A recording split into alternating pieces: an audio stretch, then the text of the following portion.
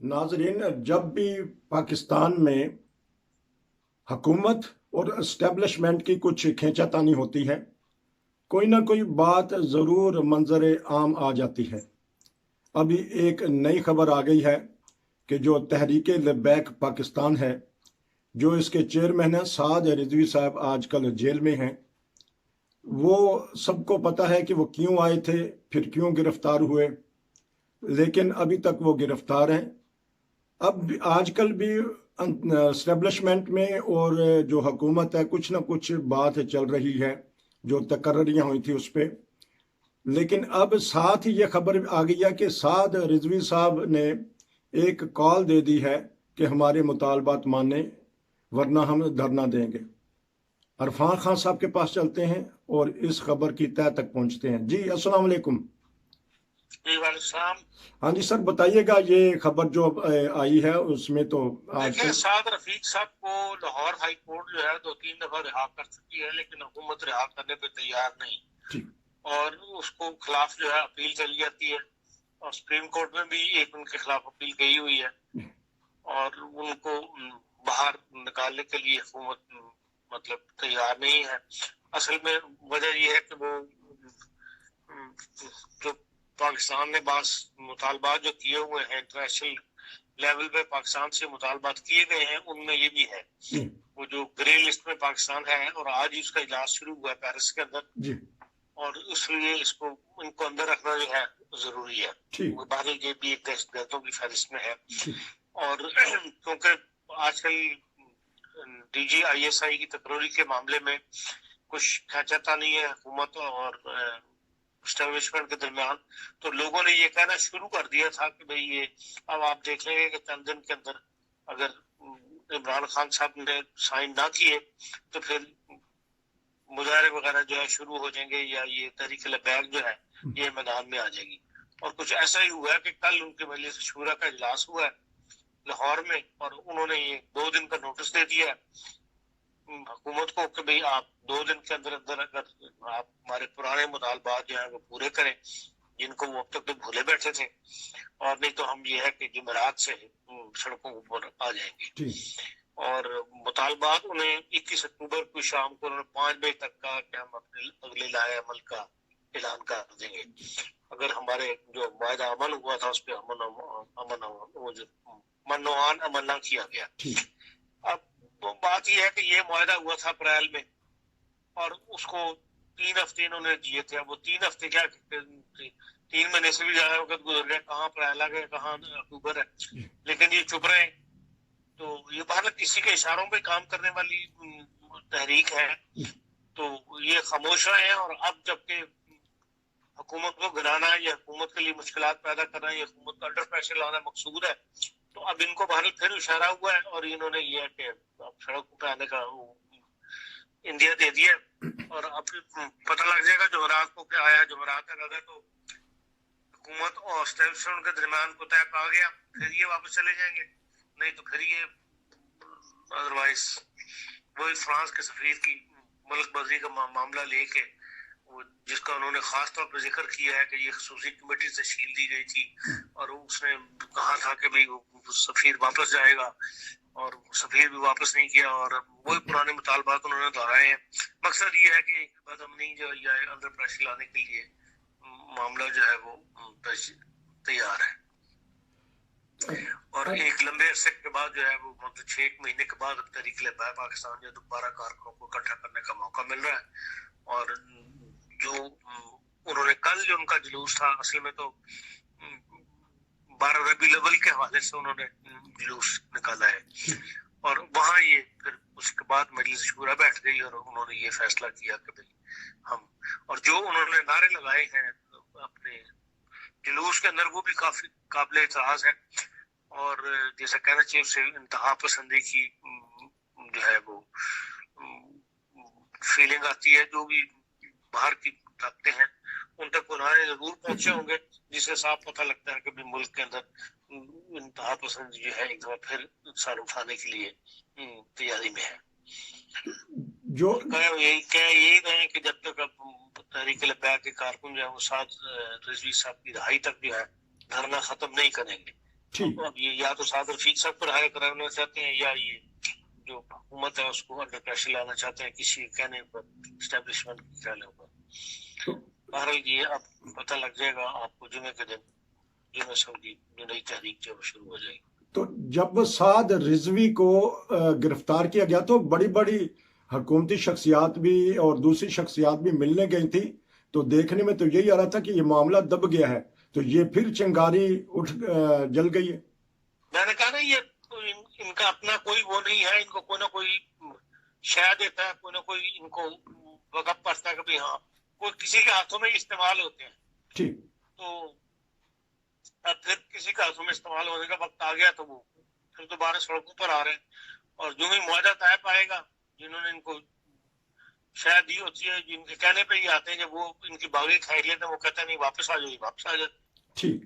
تو آپ نے جس طرح بھی ایک جلوس کا بتایا کہ شکر ہے کہ نہ کوئی ایسا ناخوشگوار واقعہ نہیں آیا، لیکن جو یہاں فلمیں آ رہی ہیں، کلپ آ رہے ہیں، اس سے دل تو دکھتا ہے کہ انہوں نے سارا دن اس جلوس کی خوشی میں، اس میلاد کی خوشی میں حلوے بانٹے، کھانے کھلائے، فری میں کھانے کھلائے اور بہت سارے ڈھابے چلے، لیکن جب وہ کھانا وغیرہ ختم ہو جاتا ہے تو پھر یہ ڈانس کرنا شروع ہو جاتے ہیں گانوں پہ. تو یہ پاکستان میں کیوں ہونا شروع ہو گیا ہے؟ ڈانس سے مراد یہ ہے کہ بھائی سارے تو ڈانس نہیں کرتے، بعض لوگ ہیں جو پیسے دے کے بیچ میں شامل ہوئے ہوتے ہیں تعداد بڑھانے کے لیے، وہ پھر اس قسم کی حرکتوں پر اتر آتے ہیں جو خاص طور پہ آپ صلی اللہ علیہ وسلم کی محبت پہ یا جو روٹین کے جلوس نکلتے ہیں ان میں ہمیشہ سے شامل ہوتا ہے. وہ اس قسم کی باتیں نہیں کرتے، لیکن باقی سوسائٹی میں ہر قسم کے لوگ ہوتے ہیں، ان کو بھی موقع ملتا ہے سڑکوں پہ آنے کا تو وہ پھر ڈانس وغیرہ کرنا شروع کر دیتے ہیں. لیکن دوسرے ممالک کو بھی تو موقع مل جاتا ہے کہ یہ دیکھیں یہ کون سا اسوا اپنا رہے ہیں. یہ نہیں کہ نارمل ایک دھمال ڈالنا چلیں، وہ تو ایک ملنگ جون سا ہے، وہ کہتا ہے کہ اس میں مجھے روحانیت ملتی ہے، لیکن بعض فلمی گانوں کے اوپر اور لگا کے ڈیک لگا کے نہ ہمساؤں کا خیال، نہ بوڑھوں کا خیال، نہ راستوں کا خیال. اور یہ اتنی فلمیں آ رہی ہیں وہاں سے پاکستان سے کہ دوپہر کو انہوں نے تکے کباب کھلائے ہیں تو رات کو یہ کر رہے ہیں حلیم بانٹا ہے، نان بانٹا ہے. بڑی خوشی کی بات ہے، غریبوں کو کھلانا چاہیے. تو لیکن یہ اس طرح کا یہ تاثر جب جائے گا تو کہیں گے یہ کس طرح کے رشید صاحب یہ زیادہ کلچر شو بن گیا ہوا ہے اس قسم میں ہنگامے جو اور کو ملک کے اندر ہے نہیں. آپ کو یہ کوئی لوگوں کی ریفریشمنٹ کے لیے کوئی نہ سپورٹس ہے، اس پہ پابندیاں لگی ہیں، نہ پاکستان میں سپورٹس ہوتی ہے، نہ کوئی ایسے باغات ہیں جن کے اندر لوگ جا کے اپنے آپ کو کچھ کریں. تو جب بھی ایسا موقع ملتا ہے پھر جو اباش نوجوان ہے یا وہ بڑی قسم کی حرکتوں پر اتر آتے ہیں، کسی کو ذریعہ بنا لیتے ہیں ایک اپنی انجوائمنٹ کا. اچھا، یہ اچھی تفریح ہے کہ یادگار 14 اگست کو یادگار پاکستان میں تفریح کا ذریعہ ایک بیچاری لڑکی کو بنا لیا اور یہ نیکی کے نام پہ یہ کر لیا. بہرحال بتانے کا یہ ہے کہ اس طرح چہرہ مسخ ہوتا ہے پاکستانی معاشرے کا.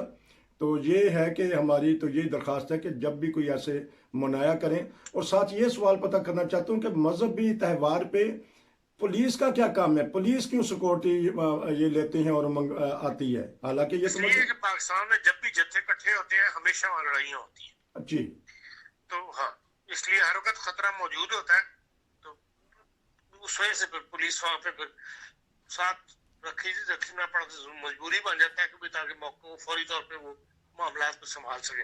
اگر پولیس دیر سے پہنچے معاملہ بگڑ جائے تو وہ بھی ایک پولیس کے اوپر بہت بڑا الزام آتا ہے. پھر یہ ہے کہ بھئی پولیس پہ تنقید کی جاتی ہے اور اس سے نقصان بھی بہت زیادہ ہو چکا ہوتا ہے اس وقت تک. اس لیے جب بھی گیٹ ٹوگیدر ہو لوگ نکلے سڑکوں پر، پولیس کا ساتھ ہونا جو ہے اب ایک ضروری ہو گیا ہے.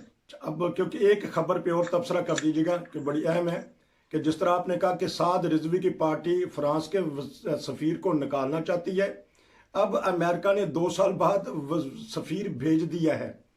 تو ایک سفیر نکلے گا ان کے مطابق جائے، ایک سفیر آئے. تو یہ کون سے سرد مہری کے تعلقات تھے امریکہ اور پاکستان کے؟ سفیر تک تعینات نہیں، کیونکہ یہ تو ایک ایٹمی طاقت ہے پاکستان. نہیں सफीर आए या जाए वाली बात ये सिर्फ ये है कि पाकिस्तान में अमेरिका का सफीर नहीं था जी एक लंबे अरसे से, जी और वो जरूरत महसूस नहीं कर रहे थे या अपॉइंटमेंट नहीं कर रहे थे, ये भी एक किस्म की नाराजगी का इजहार होता है। जी तो अब ये है कि मामला कुछ ना कुछ सेटल करना चाहते होंगे, तो उन्होंने ट्यूनिस से अपने सफीर वहां पे जिस वक्त सफीर है ट्यूनिस में जी 2019 से उनको वहां अपॉइंट किया था। तो ये पहले अफगानिस्तान में भी रहे हुए हैं और काफी अरब मुल्कों में रहे हुए हैं, अरबी बोलते हैं, जी सुना है अच्छे अरबी बोलते हैं, जी उनको सफेद नामजद कर दिया हुआ है। अब इसमें तो पिछली हुकूमत का कसूर है, जो एडमिनिस्ट्रेशन थी अमेरिका की, उन्होंने नहीं अपॉइंट किया। बाइडेन साहब ने तो आते ही अब यह है कि विद इन 3 months या 4 months अपना सफीर जो है वो नामजद कर दिया। तो इसमें तो जो हमारे उलमा हैं फजल रहमान और ताहिर अशरफ, इनकी तो मौजें लग जाएंगी कि जाके इंग्लिश भी नहीं बोलनी पड़ेगी और जाके वहाँ कह देंगे कि हमें कुछ ना कुछ करवा दें अरबी बोल के। पर जबान असल जो सफीर तो मुल्क की पॉलिसी लेकर चलता है हुकूमत की, उसका जबान चाहे कोई भी वो बोलता हो, असल तो उन्होंने जो हुकूमत की पॉलिसी है उसके ऊपर अमल करवाना होता है। ठीक तो मौलाना फजल रहमान के साथ अमेरिका से इतने तो तलकात नहीं कि उसने रोज जाके वहां पर अरबी बोल रही है, पर एक कमी थी जो पूरी हो गई है, जिससे यकीनन अब ये है पाकिस्तान और अमेरिका तलकात में कुछ ना कुछ क्लोजनेस शुरू होगी। आपका बहुत शुक्रिया कि आपने पाकिस्तानी हालात के ऊपर रोशनी डाली। जो साद रिजवी साहब की एक धमकी आई है, देखते हैं हुकूमत इसको कहाँ तक बर्दाश्त कर लेगी।